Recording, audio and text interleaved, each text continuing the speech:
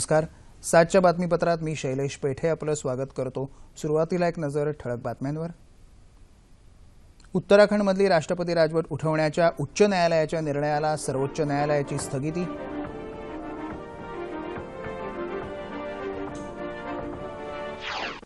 अरुणाचल प्रदेशच्या तवांग जिल्ह्यात मुसळधार पावसामुळे झालेल्या भूस्खलनात 16 जणांचा बळी. बचाव कार्य सुरूच. मुंबईतल्या रेल्वे प्रकल्पांसाठी 15 ऑगस्टपर्यंत 40,000 कोटी रुपये निधीची गुंतवणूक करणार सुरेश प्रभू यांची घोषणा. छत्रपती शिवाजी महाराजांच्या पुण्यतिथीनिमित्त राज्यात विविध ठिकाणी कार्यक्रमातून आदरांजली. उज्जैनच्या सिंहस्थ महाकुंभ मेळ्याला आज पहिल्या शाही स्नानानं सुरुवात. आणि दोहा आशियाई क्रीडा स्पर्धेत भारताचा स्नूकरपटू पंकज अडवाणीचा उपांत्य फेरीत प्रवेश. पाहूया सविस्तर वृत्त. उत्तराखंडमधली राष्ट्रपती राजवट हटवण्याच्या उच्च न्यायालयाच्या निर्णयाला सर्वोच्च न्यायालयानं 27 एप्रिलपर्यंत स्थगिती दिली आहे. त्यामुळे उत्तराखंडमधली राष्ट्रपती राजवट कायम राहणार आहे. पुढच्या सुनावणीपर्यंत हा निर्णय स्थगित ठेवण्याचे आदेश सर्वोच्च न्यायालयानं आज दिले. उच्च न्यायालयाच्या निर्णयाची लेखी प्रत 26 एप्रिलपर्यंत सर्वोच्च न्यायालयात आणि इतर संबंधितांना दिली जाईल. त्यानंतर पुढचा आदेश जारी केला जाईल असंही न्यायालयानं म्हटलं आहे. उत्तराखंडच्या 9 काँग्रेस आमदारांनी बंडखोरी केल्यामुळे हरीश रावत सरकार अल्पमतात आल्याचं सांगत केंद्र सरकारनं तिथे राष्ट्रपती राजवट लागू केली होती. मात्र उत्तराखंड न्यायालयानं ही राजवट रद्द करत रावत सरकारला 29 एप्रिलला विश्वासमत सिद्ध करण्याचे आदेश दिले होते. अरुणाचल प्रदेशात तवांग जिल्ह्यात काल रात्री मुसळधार पावसामुळे झालेल्या भूस्खलनात 16 जणांचा मृत्यू झाला आहे. या परिसरात सुरू असलेल्या हॉटेलच्या बांधकामासाठी बाहेरच्या राज्यातून आलेल्या मजुरांचा या अपघातात मृत्यू झाला. या भूस्खलनात आणखी काही जण जमिनीखाली गाडले गेल्याची शक्यता असून बचाव कार्य अद्याप सुरू आहे. तवांग जिल्ह्यात सुरू असलेल्या मुसळधार पावसामुळे अनेक ठिकाणी विद्युत पुरवठा खंडित झाला आहे. या घटनेबद्दल पंतप्रधान नरेंद्र मोदी यांनी दुःख व्यक्त केलं आहे. या राज्यातल्या काही महत्त्वाच्या बातम्या. रेल्वे सेवा अधिकाधिक सक्षम करण्याच्या दृष्टीनं मुंबईत रेल्वे प्रकल्पांसाठी ऑगस्टपूर्वी 40,000 कोटी रुपयांची गुंतवणूक होईल अशी घोषणा रेल्वेमंत्री सुरेश प्रभू यांनी केली. मुंबईतल्या खार उपनगरीय रेल्वे स्थानकाच्या पादचारी पुलाचं भूमिपूजन आज प्रभू यांनी केलं. त्यावेळी ते बोलत होते.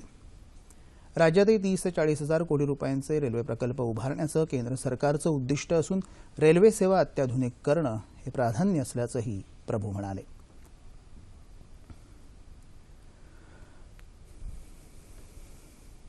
हमने तय किया है कि जल्द से जल्द महाराष्ट्र में सभी हिस्सों में मराठवाड़ा, विदर्भ, उत्तर महाराष्ट्र, पश्चिम महाराष्ट्र, कोंकण, उससे लेकर बड़ी मात्रा में निवेश करके हम कम से कम 30-40 हजार करोड़ के प्रोजेक्ट की शुरुआत करेंगे. खार रेल्वे स्थानकावरच्या वॉटर एटीएमचं उद्घाटनही प्रभू यांच्या हस्ते झालं.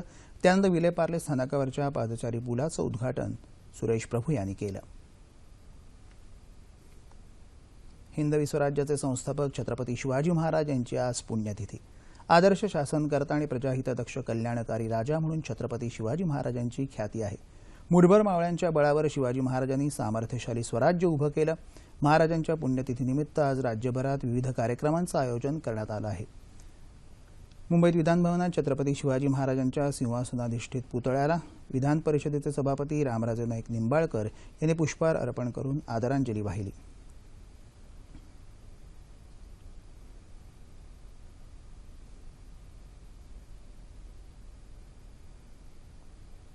किल्ले रायगड इथं आयोजित कार्यक्रमात संरक्षण मंत्री मनोहर पर्रिकर यांनी शिवरायांच्या स्वप्नातला देश घडवण्यासाठी सर्वांनी कटिबद्ध राहण्याचं आवाहन केलं. रायगडचं मूळ स्वरूप कायम ठेवत किल्ल्याची दुरुस्ती करून किल्ल्याचं पूर्वीचं वैभव प्राप्त करून देण्यासाठी प्रयत्न करण्याचं आश्वासन त्यांनी दिलं. नागपुरातल्या गांधी गेट इथल्या शिवाजी महाराजांच्या पुतळ्याला विविध संस्थांच्या प्रतिनिधींनी मानवंदना अर्पण केली. या जाणत्या राजाला अभिवादन करण्यासाठी नागपूरकरांनी मोठी गर्दी केली होती.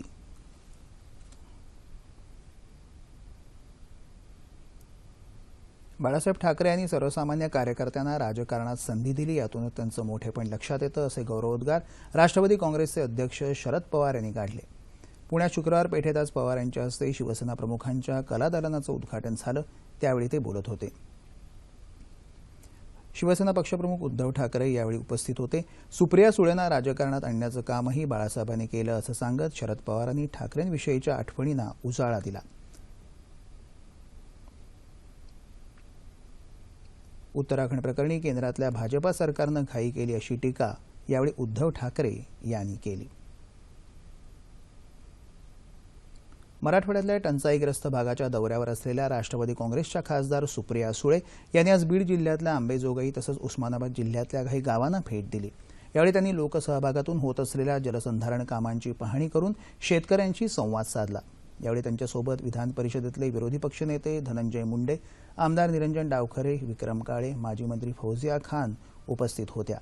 आज दुपारनंतर त्या लातूरमध्ये रेल्वे टँकर आणि पाईपलाईन प्रकल्पाला भेट देणार आहेत.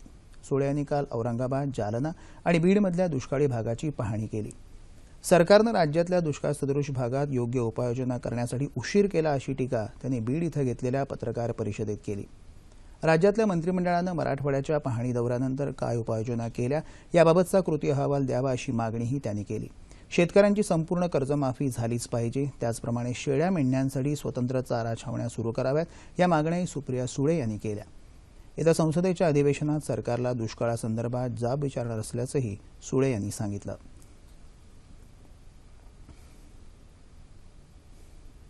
मराठवाड्यातल्या दुष्काळाच्या पार्श्वभूमीवर मद्यनिर्मिती कारखान्यांच्या पाणी पुरवठ्यावर आज प्रश्नचिन्ह उभं राहिलं. मद्यनिर्मिती कारखान्यांच्या पाणी पुरवठ्यात कपात करता येणार नाही का असा सवाल मुंबई उच्च न्यायालयाच्या औरंगाबाद पीठानं आज प्रशासनाला केला. मराठवाड्यातल्या पाणी टंचाईसंदर्भात दाखल करण्यात आलेल्या एका याचिकेच्या सुनावणी दरम्यान न्यायालयानं हा प्रश्न उपस्थित केला. हा पाणीपुरवठा हळूहळू कमी करता येईल असं प्रशासनानं स्पष्ट केलं होतं. मात्र प्रशासनाचा हा प्रस्ताव न्यायालयानं रद्द केला. या प्रकरणाची सुनावणी आता सोमवारी होणार आहे. आयपीएलचे सामने महाराष्ट्राबाहेर हटवण्याच्या मुंबई उच्च न्यायालयाच्या निर्णयाला मुंबई क्रिकेट असोसिएशननं सर्वोच्च न्यायालयात आव्हान दिलं आहे. या प्रकरणाची सुनावणी आता 25 एप्रिलला होणार आहे. आयपीएल सामन्यांसाठी पिण्याचं पाणी वापरलं जाणार नाही, यासाठी केवळ सांडपाण्याचा वापर केला जाईल असं एमसीएनं आपल्या याचिकेत म्हटलं आहे. महाराष्ट्रातल्या दुष्काळाच्या पार्श्वभूमीवर राज्यातले सर्व आयपीएलचे सामने राज्याबाहेर न्यावेत असे आदेश मुंबई उच्च न्यायालयानं दिले आहेत.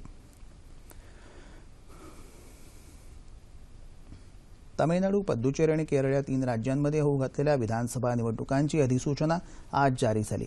या 3ही राज्यात मतदान एकाच टप्प्यात 16 मे रोजी होणार असून उमेदवारी अर्ज भरण्याची अंतिम मुदत 29 एप्रिल आहे, तर 2 मे पर्यंत उमेदवारी अर्ज मागे घेण्याची मुदत आहे. तामिळनाडूत 234, केरळमध्ये 140 आणि पुद्दुचेरीत 30 जागांसाठी निवडणूक होणार आहे. नव्या उद्योजकांच्या समस्या निवारणासाठी वाणिज्य मंत्रालयानं आता स्टार्टअपसाठी ट्विटर सेवा सुरू केली आहे. केंद्रीय वाणिज्य मंत्री निर्मला सीतारामन यांच्या हस्ते या सेवेचं उद्घाटन झालं. स्टार्टअप इंडिया अंतर्गत नवीन उद्योजकांना भेडसावणाऱ्या समस्या आणि विविध प्रश्नांची उत्तरं आता थेट वाणिज्य मंत्रालयाकडून मिळू शकतील. यासाठी ट्विटरवर #MOCISEVA टाईप केल्यावर उद्योजक प्रश्न विचारू शकतात. या प्रश्नांची उत्तरं तातडीनं मिळण्याची सुविधा करण्यात आली आहे. हवामान बदलासंदर्भातल्या पॅरिस करारावर भारत आज स्वाक्षरी करणार आहे. न्यूयॉर्कमध्ये आज संयुक्त राष्ट्रांचे महासचिव बान की मून यांनी एक उच्चस्तरीय बैठक बोलावली आहे. केंद्रीय पर्यावरण मंत्री प्रकाश जावडेकर या बैठकीत करारावर स्वाक्षरी करतील. भारतासह अन्य 170 देश या करारावर स्वाक्षरी करण्याची शक्यता आहे. 170 देशांनी पॅरिस करारावर जर स्वाक्षरी केली तर आंतरराष्ट्रीय स्तरावर ही ऐतिहासिक घटना ठरेल. यापूर्वी 1994 साली मॉन्टेगो खाडी संदर्भातल्या आंतरराष्ट्रीय करारावर 119 देशांनी स्वाक्षरी केली होती. 55% हरितगृह वायूचं उत्सर्जन करणाऱ्या किमान 55 देशांनी या करारावर स्वाक्षरी केल्यानंतर 30 दिवसांनंतर हा करार लागू होईल.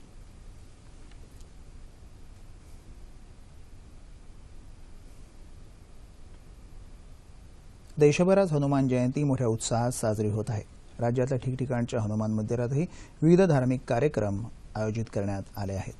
औरंगाबाद जिल्ह्यात खुलताबाद इथल्या निद्रिस्त अवस्थेतल्या भद्रा मारुती मंदिरात दरवर्षी लाखो भाविक दर्शनासाठी येत असल्यानं मंदिर प्रशासन सज्ज झालं आहे. पिण्याचं पाणी, आरोग्य सेवा आणि खाद्यपदार्थांच्या सुविधा पुरवण्यात आल्या आहेत. स्वच्छतेसाठी एका सामाजिक संस्थेनं तात्पुरत्या कचरापेट्याही बसवल्या आहेत.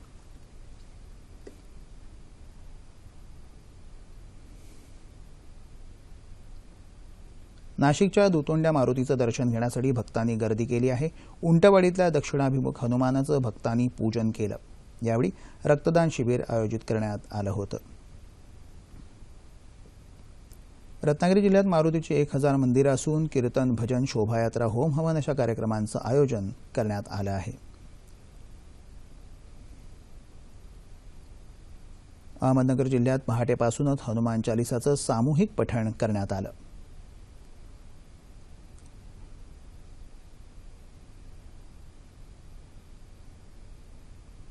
नागपुरातल्या राजापक्ष हनुमान मंदिरात भाविकांनी सकाळपासूनच गर्दी केली असून मंदिराला फुलांनी सजवण्यात आलं आहे.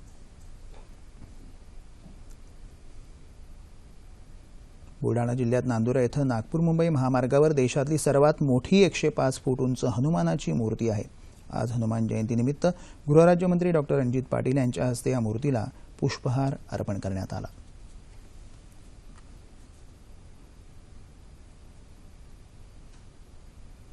डॉ. बाबासाहेब आंबेडकरांची 125वी जयंती जगभरात साजरी होत असताना भारुलता कांबळे एक अनोखा विक्रम करून त्यांना आदरांजली वाहणार आहेत. भारतीय वंशाच्या ब्रिटिश नागरिक भारुलता कांबळे या लंडन ते महाड असा प्रवास कारनं करणार असून 16 जुलैपासून त्या आपल्या प्रवासाला सुरुवात करणार आहेत. 75 दिवसात त्या युरोप आणि आशिया खंडातल्या तब्बल 28 देशांचा प्रवास करणार आहेत. या प्रवासाचा अंतिम टप्पा महाड असणार आहे. या प्रवासातील एकूण प्रवास 31,000 किलोमीटर असून त्यातील 5,500 किलोमीटर पर्वतरांगातून तर 2,500 किलोमीटर प्रवास वाळवंटातील असणार आहे. महिला सक्षमीकरण करण्याच्या उद्देशानं हा प्रवास करणार असल्याचं भारुलता कांबळे यांनी मुंबईत घेतलेल्या पत्रकार परिषदेत सांगितलं. मध्य प्रदेशात उज्जैन इथं सिंहस्थ महाकुंभमेळ्याला सुरुवात झाली. या कुंभमेळ्यातलं पहिलं शाही स्नान आज झालं. 12 वर्षांनी उज्जैन इथं होत असलेल्या महाकुंभमेळ्याला भाविक मोठ्या संख्येनं दाखल झाले आहेत. आज सुमारे 50 लाख भाविकांनी शाही स्नान केलं. या शाही स्नानासाठी क्षिप्रा नदीवर घाट बांधण्यात आला आहे. देश आणि परदेशातून मोठ्या प्रमाणात भाविक दाखल झाले आहेत. कोणताही अनुचित प्रकार घडू नये यासाठी चोख सुरक्षा व्यवस्था तैनात करण्यात आली आहे. पुढचं शाही स्नान येत्या 21 मे रोजी होणार आहे. कुंभमेळ्याला जाण्यासाठी राज्यातूनही विशेष गाड्या सोडण्यात आल्या आहेत. China masters grand prix gold badminton स्पर्धेत भारताच्या एच.एस. प्रणॉयला उपांत्य फेरीत पराभवाचा सामना करावा लागला. या सामन्यात प्रणॉयला चीनच्या चेंग लॉननं 21-10, 21-15 असं पराभूत केलं. भारताचा स्नूकर खेळाडू पंकज अडवाणीनं दोहा आशियाई स्नूकर अजिंक्यपद स्पर्धेच्या उपांत्य फेरीत प्रवेश केला आहे. आज कतार इथं झालेल्या सामन्यात त्यानं सिरियाचा खेळाडू करम फातिमाचा पराभव केला. उपांत्य फेरीत त्याचा सामना थायलंडच्या खेळाडूशी होणार आहे. हवामान. राज्याच्या मध्य महाराष्ट्र, मराठवाडा आणि विदर्भात कमाल तापमानात लक्षणीय वाढ झाली असून विदर्भात पारा 45 अंशांच्या वर गेला आहे. राज्यात सर्वात जास्त तापमान चंद्रपूर इथं 45.6 अंश सेल्सिअस इतकं नोंदलं गेलं. येत्या 48 तासात संपूर्ण राज्यात हवामान कोरडं राहील असा अंदाज वेधशाळेनं वर्तवला आहे. तापमान अंश सेल्सिअसमध्ये मुंबई कमाल 32, किमान 24, नागपूर 45-26, पुणे 37-24, औरंगाबाद 40-28, नाशिक 35-20, कोल्हापूर 34-23, रत्नागिरी 32-25, सोलापूर 42-29 आणि अमरावती कमाल 42 तर किमान 27. ठळक बातम्या पुन्हा एकदा. उत्तराखंडमधली राष्ट्रपती राजवट उठवण्याच्या उच्च न्यायालयाच्या निर्णयाला सर्वोच्च न्यायालयाची स्थगिती. अरुणाचल प्रदेशच्या तवांग जिल्ह्यात मुसळधार पावसामुळे झालेल्या भूस्खलनात 16 जणांचा बळी. बचाव कार्य सुरूच. मुंबईतल्या रेल्वे प्रकल्पांसाठी 15 ऑगस्टपर्यंत 40,000 कोटी रुपये निधीची गुंतवणूक करणार. सुरेश प्रभू यांची घोषणा. छत्रपती शिवाजी महाराजांच्या पुण्यतिथीनिमित्त राज्यात विविध ठिकाणी कार्यक्रमातून आदरांजली.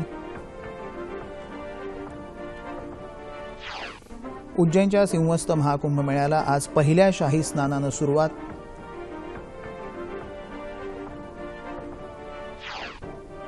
आणि दोहा आशियाई क्रीडा स्पर्धेत भारताचा स्नूकरपटू पंकज अडवाणीचा उपांत्य फेरीत प्रवेश.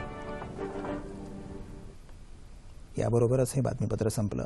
तापमान वाढ, बदलणारं ऋतुचक्र, पर्यावरणाचं प्रदूषण हे सर्व सजीवांसाठी घातक असून त्यावर नियंत्रण मिळवण्यासाठी जागतिक पातळीवर प्रयत्न सुरू आहेत. आजच्या जागतिक वसुंधरा दिनाच्या निमित्तानं याविषयी अधिक चर्चा करण्यासाठी पर्यावरण कार्यकर्त्या कविता वालावलकर यांना आज रात्री 9:30च्या बातमीपत्रात निमंत्रित करण्यात आलं आहे. तर पुन्हा भेटूया पुढील बातमीपत्रात आपल्या सह्याद्री वाहिनीवर. नमस्कार.